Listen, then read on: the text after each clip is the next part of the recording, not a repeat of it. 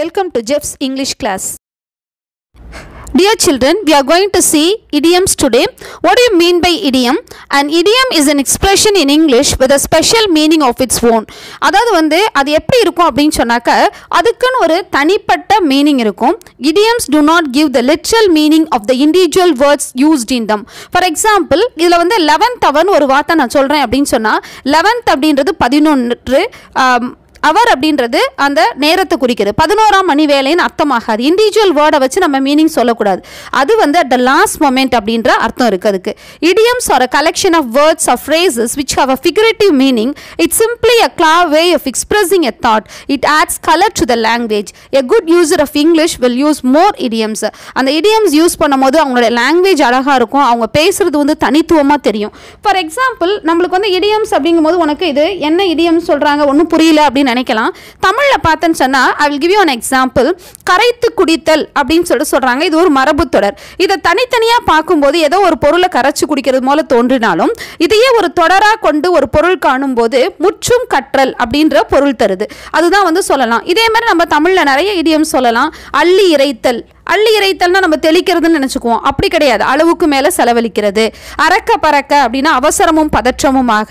இப்போ உங்களுக்கு புரியும் நினைக்கிறேன். ஏட்டு சுரக்காய், அனுபவத்தோடு ஒட்டாத கல்வி. இதுதான்ப்பா இடியம் சொல்கிறது, மரபு தொடர். இன்னும் உங்களுக்கு விளக்கமாக சொல்லணும் அப்படின்னு சொன்னாக்க இப்போ நம்ம அள்ளி விடுதல் அப்படின்னு சொல்கிறோம். அப்போ அள்ளி விடுறதா? அப்படி கிடையாது. உன்னை நம்ம ரொம்ப எக்ஸாஜரேட் பண்ணி மிகைப்படுத்தி சொல்கிறது தான் அள்ளி விடுதல்னு சொல்லுவோம். அதே மாதிரி பார்த்தீங்கன்னு சொன்னாக்க கை கழுவுதல் அப்படின்பாங்க. அப்படின்னா நம்ம லிட்டரலாக கை கழுவுதல் அர்த்தமா? அப்படி கிடையாது. அதனால் ஒரு விஷயத்தை நம்ம அதை நம்ம விட்டுறது, கை விட்டுறது. இதுதான்ப்பா மரபு தொடர். ஸோ இப்போ உங்களுடைய புக்கில் என்ன இருக்குது அப்படின்னு சொன்னாக்க உங்களுக்கு உங்களுடைய புக்கில் given below or some idiomatic expressions with their meanings, understand the meaning அப்படின்னு சொல்லிட்டு போட்டிருக்காங்க. இதில் பார்த்தீங்கன்னா wait for the dust to settle அப்படின்னு கொடுத்துருக்காங்க. டஸ்ட்னா தூசி, செட்டில்னா அமரும் வரை, தூசி நிற்கிற வரைக்கும் காத்துருங்க. அப்படி கிடையாது.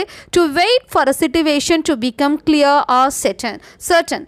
அதாவது ஒரு பிரச்சனை கொஞ்சம் இருக்கிற வரைக்கும் கொஞ்சம் ஆற போடுங்க அப்படின்னு சொல்கிறாங்க இல்லையா, அந்த மாதிரி கூட வச்சுக்கலாம். அடுத்தது get have all your ducks in a row something அப்படின்னு சொல்கிறாங்க. அதாவது get have all your ducks in a row. இந்த சம்திங் இந்த சைடு இருக்கணும். To have made all the preparations needed to do something. அதாவது நம்ம எல்லாம் ஒரு விஷயம் செய்யும் போது எல்லாத்தையும் ஆர்டராக வச்சுக்கணும் அப்படின்றது தான் have all your ducks in a row.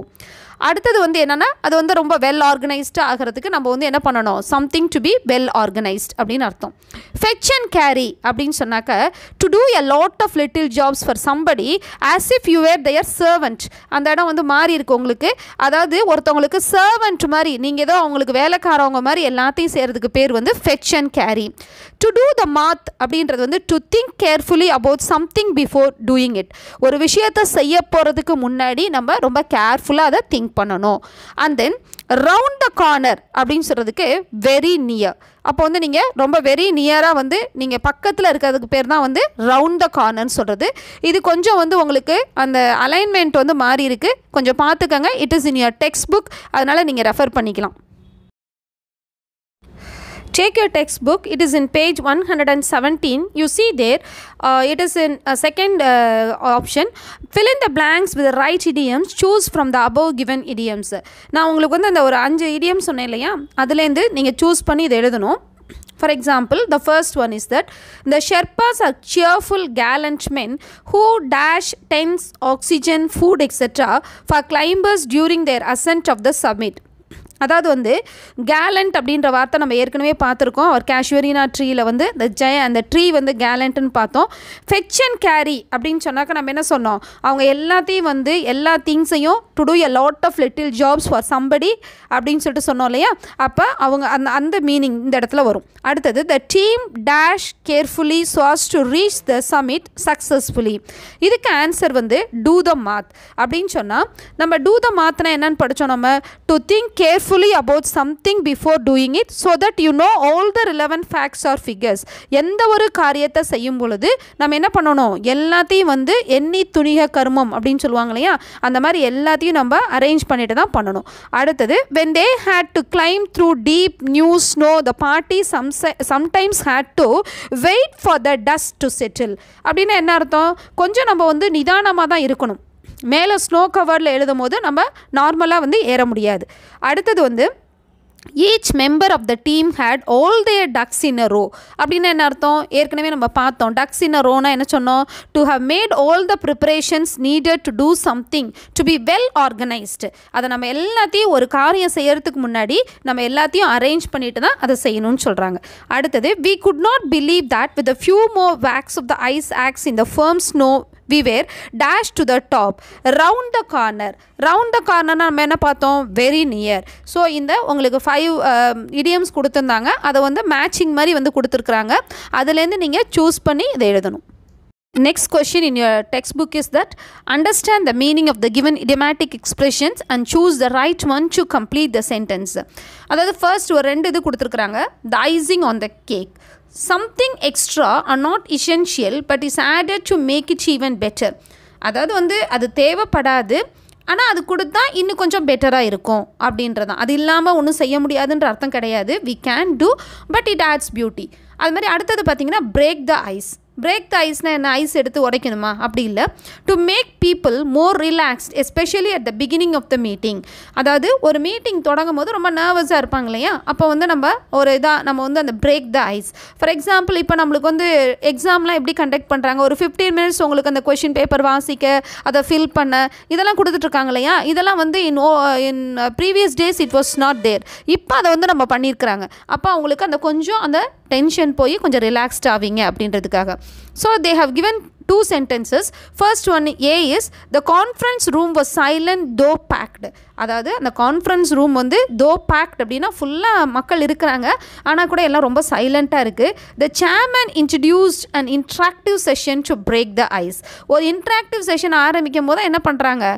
அந்த மௌனம் வந்து அங்கே கலைக்கப்பட்டு கொஞ்சம் எல்லோரும் பேசுகிறதுக்கு தைரியமாக ஆரம்பிக்கிறாங்க. அடுத்தது B, our headmistress not only promised us to take us for an excursion but also announced that on return we would get a holiday. It was like the icing on the cake. நம்மளுக்கு excursion கூட்டிகிட்டு போகிறதே பெரிய விஷயம், இதில் வேற நம்ம வந்தோன்னா நம்மளுக்கு ஒரு நாள் லீவ் கிடைக்குது அப்படின்னு சொன்னாக்க it was like the icing on the cake. அப்போ எங்களுக்கு கூட்டிகிட்டு போகிறது பெரிய விஷயம், அப்போ லீவும் விடுறது அப்படின்றது icing on the cake. I would like to give you some additional idioms. Before that, I would like to tell you, I didn't mention in this video, but it is in your text. It is in page 109 and 117. Please note this, make use of this. In these pages, you have these idioms. See, the first one is that a wild goose chase. What do you mean by a wild goose chase? A worthless hunt or chase. அதாவது ஒரு வீணான முயற்சி, அது வந்து waste அப்படின்றதான் பயனற்ற முயற்சி அப்படின்னு சொல்லலாம்.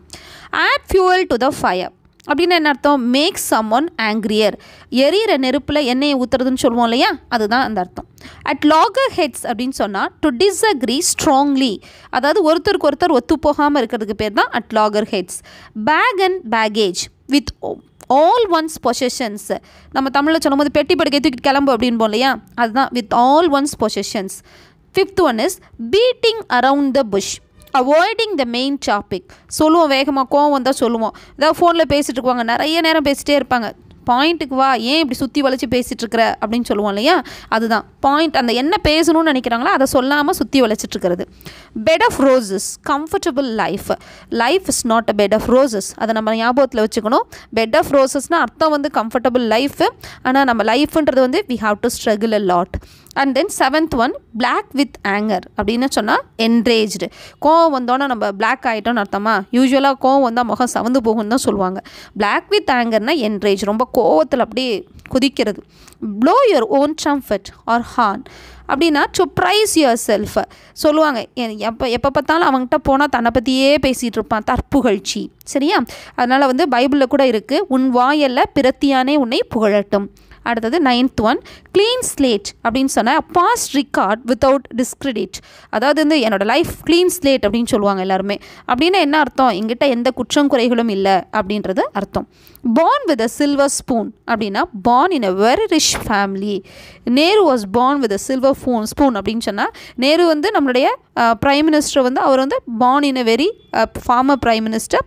அவர் வந்து என்னென்னா born in a very rich family. அதை தான் born with a silver spoon சொல்கிறது. Bolt out of the blue அப்படின்னு சொன்னால் அன்எக்ஸ்பெக்டட் ஈவெண்ட் நியூஸ். ஜென்ரலாக இதை எது சொல்கிறாங்கன்னா எதிர்பாராத ஒரு டெத்து, எதிர்பாராத ஒரு நிகழ்ச்சிகள், அதை சொல்லும் போது தான் வந்து போல்ட் அவுட் ஆஃப் த ப்ளூன்னு சொல்கிறாங்க. Cup of tea favourite. நம்மளுக்கு நைஸ் கப் ஆஃப் டீயில் பார்த்தோம் இல்லையா, teaching English is my cup of tea. எனக்கு டீச் பண்ணுறது வந்து my favourite. And then have a second thought அப்படின்னா ரீகன்சிடர் அ டெசிஷன். நம்மளுக்கு வந்து ஒரு சொல்கிறோம், ஃபார் எக்ஸாம்பிள் ஒரு வீட்டிலே வந்து கார் வாங்குகிறோம் அப்படின்னு நினைக்கிறோம், அவங்களுடைய பொருளாதார நிலைமையெல்லாம் பார்க்கணும் இல்லையா, அப்போ வந்து please have a second thought, can we manage it அப்படின்னு கேட்போம் இல்லையா, அதுதான் வந்து ஹாவ் அ செகண்ட் தாட். அடுத்தது hit the nail on the head. To exact or accurate.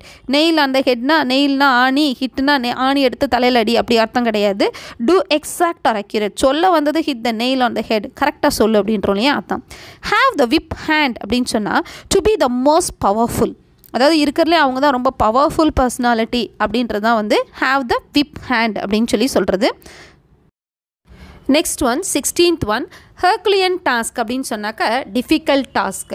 ரொம்ப கஷ்டமான ஒரு காரியம் பண்ணும்போது இட்ஸ் அ ஹெர்குலியன் டாஸ்க் அப்படின்னு சொல்லிட்டு நம்ம சொல்லுவோம், அதான் வந்து டிஃபிகல்ட் டாஸ்க். அடுத்தது 17th one in deep waters அப்படின்னு சொன்னால் in big trouble. I mean deep வாட்டர்ஸ்னால் ரொம்ப கஷ்டத்தில் தொல்லையில் இருக்கிறேன் அப்படின்னு அர்த்தம். இன் அ நட்ஷெல் அப்படின்னு சொன்னால் ப்ரீஃப்லி. அதாவது நம்ம வந்து எல்லாம் விளக்கமாக ஒரு இதில் சொற்பொழிவுலலாம் பேசிட்டு கடைசியாக இந்த நட்ஷெல் அப்படின்னு சொல்லிட்டு சொல்லுவாங்க, ப்ரீஃப்லி. இன் ஷார்ட் சப்ளை அப்படின்னா நாட் இனஃப், போதுமான அளவு இல்லை, ஷார்ட்னா குறைவானது இந்த இடத்துல. It is a piece of cake அப்படின்னு சொன்னால் it is very easy, it is a piece of cake. வந்து passing in English it's a piece of cake அப்படின்னு நீங்கள் சொல்லணும், அந்த அளவுக்கு வந்து இங்கிலீஷ் படித்து நல்லா வரணும். 21 let the cat out of the bag அப்படின்னு சொன்னால் கிவ் அவே அ சீக்ரெட். அதாவது ஒரு சீக்ரெட்டாக நம்ம ஒரு விஷயம் வச்சுருப்போம், யாராவது வந்து அதை வந்து சொல்லிடுவாங்க, he let the cat out of the bag அப்படின்னு சொன்னால் போச்சுடா எல்லாத்தையும் சொல்லி முடிச்சிட்டான் அப்படின்னு சொல்கிறது தான். 22 make a mountain out of a molehill. அதாவது exaggerate a problem, make a big deal out of nothing. ஒன்றும் இல்லாத ஒரு பிரச்சனையை ஊதி பெருசாக்குறோம் இல்லையா, அதுதான் மவுண்டன் அப்படின்றது மலை. மோல் ஹில்னா ஒரு சின்ன குன்றை வந்து பெருசாக்குறது அப்படின்னு அர்த்தம். மேக் போத் எண்ட்ஸ் மீட் அப்படின்னா மேனேஜ் விதின் இன்கம். அதாவது நம்முடைய வரவுக்கு ஏற்றாற் போல் நம்முடைய செலவு இருக்கணும். வரவறிந்து வாழாதான் வாழ்க்கை, உலபோல இல்லாகி தோன்றா கெடும் சொல்லுவாங்க இல்லையா, அது மாதிரி வந்து manage within income. On cloud 9 to be extremely happy. அப்போ வந்து நம்ம ரொம்ப பயங்கரமான சந்தோஷத்தில் இருக்கோம் அப்படின்னு சொன்னாக்க நம்ம என்ன சொல்லுவோம், ஆன் cloud 9. அடுத்தது pink of health, extremely healthy அப்படின்னு சொன்னால், முன்னாடிலாம் வந்து லெட்டர் ரைட்டிங்லாம் நாங்களாம் வந்து இந்த மாதிரி ஃபோனெல்லாம் கிடையாது, அப்போல்லாம் வந்து we use to write a letters. அப்போ லெட்டர்ஸ் எழுதும் போது ஐ ஆம் இன் பிங்க் ஆஃப் ஹெல்த். இப்போ அந்த இதெல்லாம் ஒழிஞ்சு போயிடுச்சு. பிங்க் ஆஃப் ஹெல்த் அப்படின்னா extremely healthy.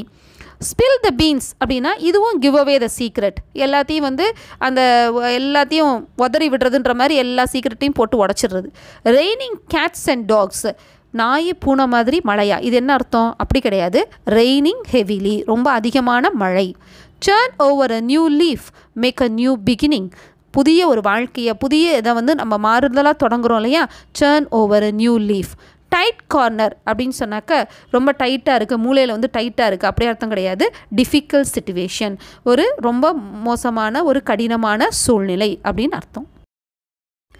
30th one under a cloud அப்படின்னு சொன்னால் view with suspicion. You are under a cloud அப்படின்னாக்க உங்களை வந்து சந்தேகப்படுறோம் அப்படின்னு சொல்லி அர்த்தம். சேவ் ஒன் ஸ்கின் அப்படின்னா protect oneself from difficulty, உங்களுடைய தோலை காப்பாற்றிக் கொள்ளுங்கள் அப்படின்னு அர்த்தம் கிடையாது. உங்களுடைய ஏதாவது ஒரு பிரச்சனைக்குள்ளே மாட்டிக்காமல் வந்து பாதுகாத்துக்கிறது. இந்த குட் புக்ஸ் அப்படின்னா குட்னா நல்லது, நல்ல புத்தகம் அப்படி இல்லை. Being highly thought of by someone, அந்த இடத்துல டீ விட்டு பேருக்கு ஒருத்தவங்களை வந்து ரொம்ப உயரிய இடத்துல வச்சுருப்பாங்க, அந்த இதுக்கு பேர் தான் இந்த குட் புக்ஸ். 11th hour முன்னாடியே உங்கள்கிட்ட சொன்னேன், அட் த லாஸ்ட் மொமெண்ட், கடைசி நிமிடம் அப்படின்னு அர்த்தம். அட் ஸ்னைல் ஸ்பேஸ் அப்படின்னா நத்த மாதிரி, நத்தைன்னா நினச்சாவே ஸ்லோவாக தான், அப்போ ஸ்லோலி ரொம்ப மெதுவாக போகிறது. கால் இட் அ டே அப்படின்னா stop a particular activity for the rest of the day. காலையில் 9 மணிலேருந்து 5 மணி வரைக்கும் வேலை செஞ்சுக்கிட்டே இருக்கோம், okay let's call it a day, முடிச்சிடலாம் அப்படின்னு முடிச்சிடுறோம் இல்லையா, அதை வந்து நம்ம ஒரு கால் இட் அ டே அப்படின்னு சொல்லலாம். மேட் ஃபன் ஆஃப் ஹிம் அப்படின்னா ரிடிக்யூல், ஒருத்தவங்களை கேலியாக கிண்டலாக பண்ணுறது, அதான் made fun of him. We should not made fun of others.